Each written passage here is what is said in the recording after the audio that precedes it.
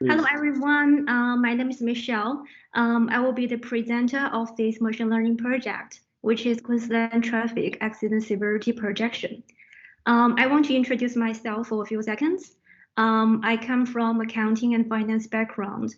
I'm a qualified CPA and currently working as a management accountant in a traffic data collection company.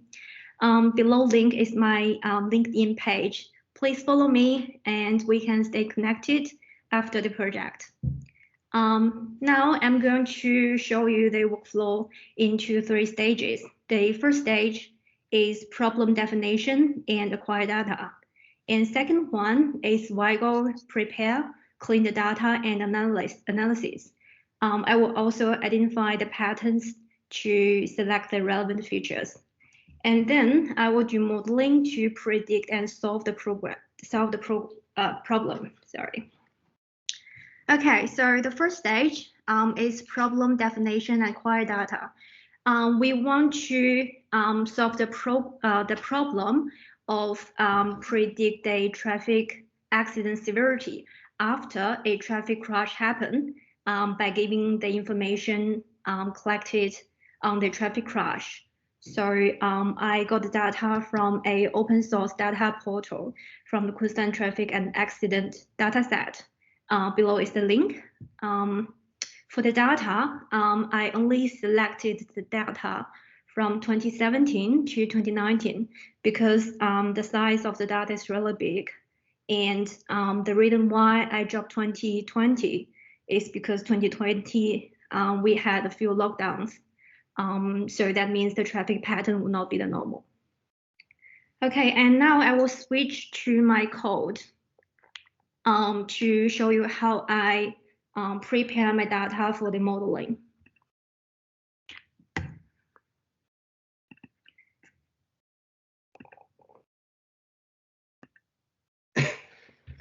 Sorry, this stage we are going to prepare the data. Sorry, I already saved the data from 2017 to 2019 and in a separate file. So we want to see how many non-value in this data set. So we can see from the data shape that we only got 38,601 rows, but for the cross street intersecting and state road name, the majority of them are non-values. So and because there are a lot of information about the location of the traffic crash, so the easiest way is just to drop the 2 features has too many non-values. And for the another 2 features has small number of non-values because comparing to the total data, the non-value is relatively small. So I would just drop the row to remove the row with non-values. Okay, and after I doing that, I would just want to see what is the data structure. As you can see from the screen, we still have 52 features and only 3 data tabs, which are int, object, and float. So I'm going to prepare the data into according to their data tab. And as I mentioned before, there are a few data features actually similar kind of information. For example, we can see there are crash year, crash month, day of week, and hour. They're all related to the time of the crash. So I want to either combine them if they are relevant or just drop them to only leave the relevant data. To do that, I just use a figure to plot the 3 time-related feature, which is crash month, crash day of week, and crash hour. The figure here is very small, but if you put it bigger, you can see that crash month is almost non-relevant because the percentage of different severity, different type of severity are almost the same. So I decided I'm just going to drop it. But for the day of the week and crush hour, you can see the pattern that in different days of the week and different time of the day, the traffic crush is not the same. So I decide I'm going to combine them and into a different category. So just by looking at the figure, I categorize the week of day into weekday and weekend, and the hours to the peak hour, off peak, and nights. And then I combine them together. In the end, we only got 5 types of crush time, which is weekday off peak, weekend off peak, weekday peak, weekday peak, and weekend night. So and then I plot the new one I created. You can see that it is highly relevant to the type of severity. So I think this is a good categorize. Okay, so and just by looking at the other features, I think a lot of them are not relevant because you can't tell what the meaning of the data inside. So I just drop them all. That's the list I decide to drop. And then now it gives me 26 features left.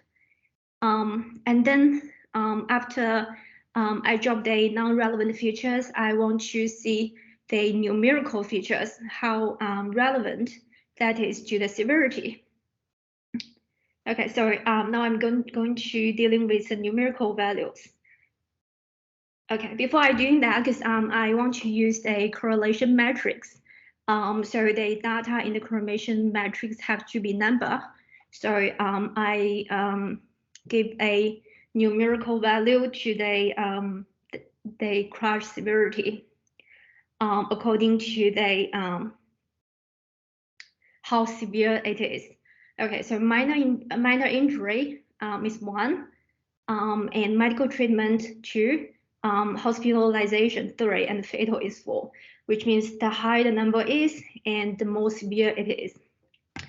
And then I use the correlation matrix to see how relevant each numerical feature to the severity. Then it is very clear that majority of them are not relevant. And then, okay. Show you which it is. Okay, so the last line is the correlation between severity and other features. So I only leave the first. I only leave definitely the count of casual hospitalized is relevant. Count of casual minor injury is related.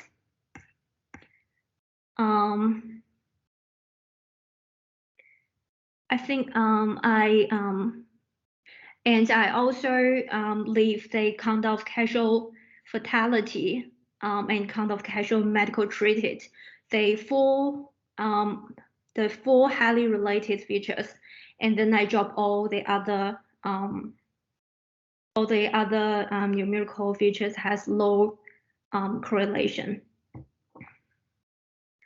Okay, and I did another column check to see what other column I still have. So now I already finished a pre-process of numerical features. I'm going to check the relevancy of other objective features, which by plotting them into a bar chart. First, I want to see, I want to plot the percentage as well, but it doesn't work for all the features. So I just want to see the columns. Okay, I put them into different groups, so we can put them together and see them in one figure just to save time. Okay, so before we're doing that, I want to see how many categories in each feature, and if we can further categorize them. This one is the crush nature, and we see the value count. So they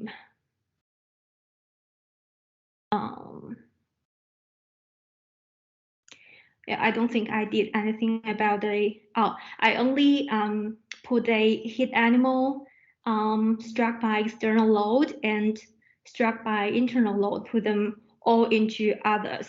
So just reduce the number of categories. Okay, and then I plot it. We can see the count of severity is very different in different categories. So we're just going to keep it. And the next one is crash tab. I just did the same thing and I decided to save it. And then local suburb. Sorry, the figure is very small here, but you can still see that there are different trends in different suburbs. So I decided to keep this one as well. Okay. Sorry, Michelle. This device, I think the next time you can Google how to enlarge the size, because you have the setting to change the size when the embedding into the notebook. Yeah. So run it in PyCharm first, and then copy them into Jupyter Notebook. Ah, that's how you do it. Okay, okay. Yeah, so you didn't do, but there is you can do the embed. You know that, right? Yeah. Okay. Yeah. I will make them larger next time. Just for other audience, when you actually want presenting something, it looks more, especially the tooltip and legend, sometimes overlapping each other, so get very bad, audience experience. Yeah. This one is really overlapping. Yeah. Others looks not too bad, but this one is really bad. Okay, thank you. Thank you for the advice. We just could keep going. So yeah, I just do the same for all other features. And categorize. So for this one, the road feature, I just put them into either with feature or no feature. So just making it easier and smaller category. Sorry. And so after I categorize it, I think it is very clear that it also shows different trends. So I keep my new category. And then same as traffic control, I put them into either with control or no control. So no control because have the majority. So I think it makes sense to put them into two categories. And then still that makes sense. I keep it. And then I put the cross speed limit, road surface condition, atmosphere and lighting condition because they all related to the conditions of the crash. So I put them together into a figure. Sorry, this is a bit small as well, but still I decide to keep all of them because they show the trend. And next one is similar, so still put them into a group and then plot them.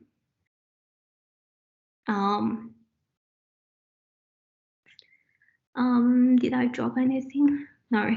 Yeah, then I keep all of them. That's how I done the feature selection. So in the end, I only have 17 features left, which are I believe are relevant to the severity. Okay, so now we go back to the PowerPoint. Yeah, so the second step I already show you in the code that how I do the data cleaning and wrangling. So just by dropping the features has too many non-values and remove the rows with the features has non-value and code the feature into a more meaningful category and dealing with numerical and objective features in different way. Okay, so after I've done the feature selection, I'm going to prepare my data for the modeling. So we know that different modeling require different type of data, but majority of them would require a numerical value for the data type as the data type. The only one that can that only one I use can process the categorical data is the adaboost. But still, I encode my categories into a numerical value. Go back to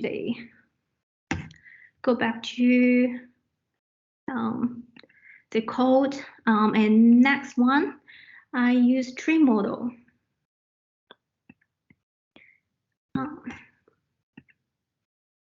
Okay, can you all guys see the new screen?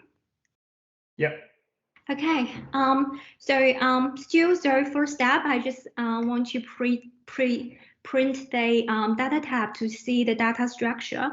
I drop this unnamed column and leave 17 features left. Sorry, actually 16, and because one is a prediction. Okay, I put them into the encoding list, and then just use a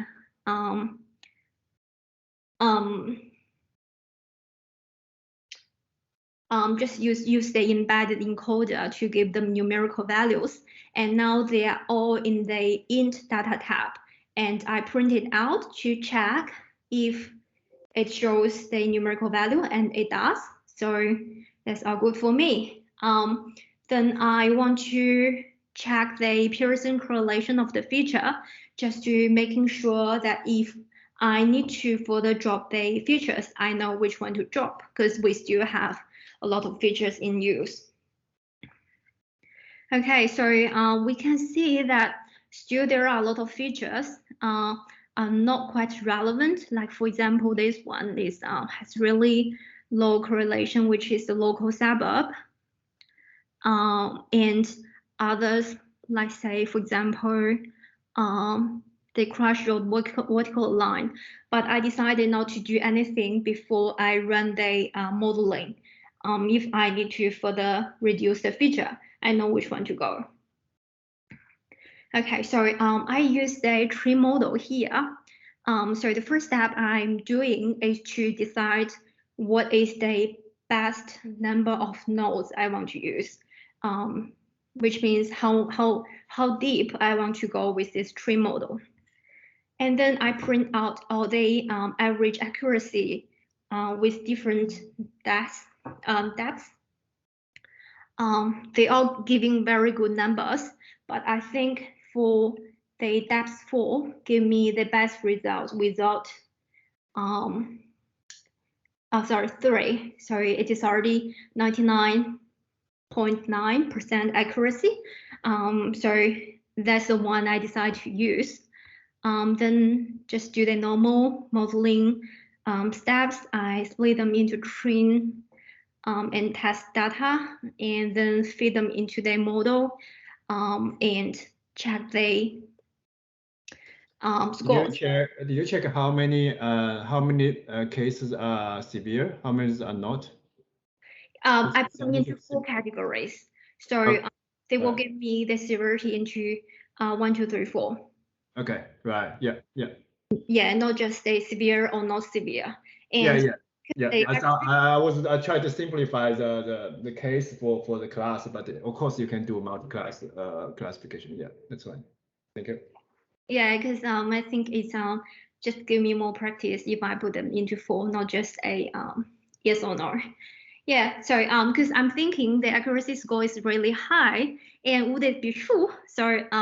I print out the prediction into a separate file and actually manually compared it with the data. So actually it is true. So it is very accurate.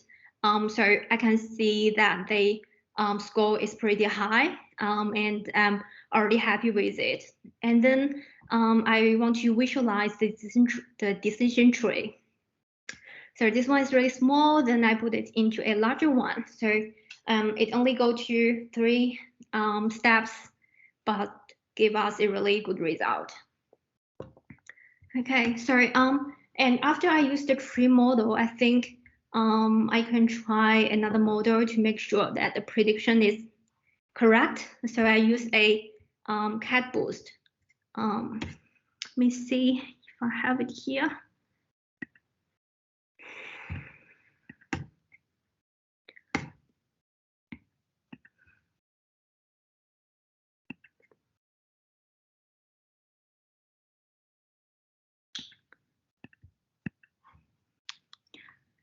I didn't print it out, but I'm pretty sure that it gave me a similar result, that is 99.9 something accuracy. Okay, so this is not finished my project. Okay, as I just showed in the step 3, I already done the modeling.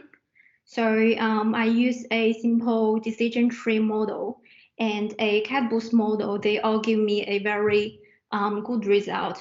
But I'm thinking what is in the real world question is, because this data we get, there are a lot of data that we can only acquire. Good. That's the next step. Yeah, keep going. Sorry. Yeah. That's the next step. That's a question I'm about to ask. Yeah, they get a 99%, but that's not if in a business cases. How do you actually use them, right? Some of the things are too high correlated, and it's not actually available in the real world. Yeah. So that's also the thing I'm thinking, because a lot of data you can only acquire after an accident happened. So since it already happened, there's no point to predict if it is severe or not. So I decided I'm going to drop all those features that can only acquire after the accident happened. For example, count of fatality, count of hospitalized, the crash area of the car. So I decided to drop them and see if we can predict a accident severity in a given situation. For example, if someone is driving on a road and we know the condition of the road, condition of the weather, the location, and so such information, if there's an accident happen to him or her, how severe it would be. So I'm thinking if we can predict that, we can put a signal on a highly dangerous road on a highly dangerous time. So I tried it. I'm going to show you what I found out. Okay, so that's the real world question here. Okay, so I'm still using the data I already prepared, dropped all the irrelevant information, and I also dropped the sorry, yeah.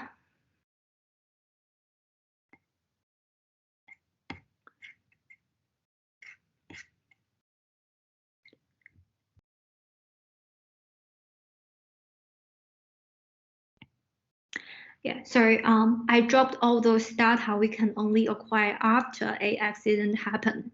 So now it's only giving me I think 12. So yeah, I only have 12 features left, which we can acquire before an accident happened. Same, I used a Pearson correlation feature. So because we know, just as seen before, the count of casual fatality, all those count we get has really high correlation with the severity. But this, the score is not quite, it's not very good. But still, we want to see how that goes. I used a few models. The first one is tree model. I used the same step to decide the best steps, and then train and split and train the model. That's the score I get, 49.79%. And I use KNN and to find out what is the best K. So, and then best K is 22. I used 22 and it gave me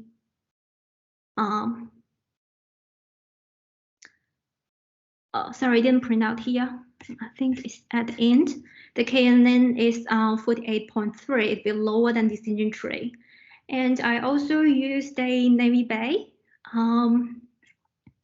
To use the Navy Bay, I also scaled the features into to make them into the same standard. The score is 46.9. And next one is random forest. This one is even lower, 44.22. So all those simple methods doesn't really work in this one. So I'm thinking I'm going to try a boosting model, which is catboost, because for whatever reason, Jupyter doesn't allow me to use catboost. So I just copied my code from I can't remember, sorry, from other software that I'm using to coding. This one give me a little better result. So I didn't do an accuracy score here. I think it is about 57 or something. So it's still not good enough. Then I'm thinking how to make this model better. Either we can acquire more data, because I only select the data for 2017 to from 2017 to 2019. So what if I enlarge the data size? Would it give me better result? Or if I redo my feature selection, would it give me a better result? So that's what I'm going to find out next. Okay. I think that's the finish of my project. Yeah, okay, thank you for watching. That's all of them.